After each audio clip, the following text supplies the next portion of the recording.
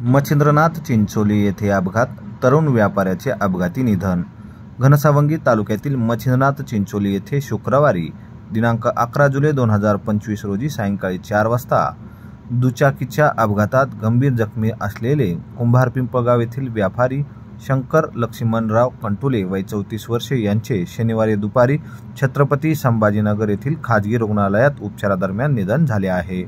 शंकर कंटुले हे त्यांची पत्नी व मुलीसह आपल्या स्कूटीवरून अंबडकडे जात होते, मात्र पाऊस आल्याने ते मच्छिंद्रनाथ चिंचोलीपासून परत कुंभारपिंपळगावकडे येण्यासाठी वळण घेत होते। दरम्यान पाठीमागून भरधाव आलेल्या एका दुचाकी स्वाराने त्यांना जोराची धडक दिली, यात ते गंभीर जखमी झाले।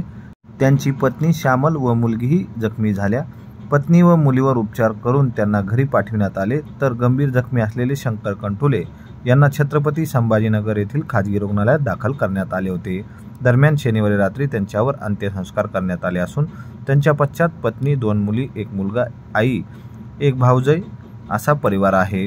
भाजपा युवा मोर्चाचे घनसावंगी तालुका अध्यक्ष शिवाजीराव कंटुले यांचे ते लहान बंधू होते।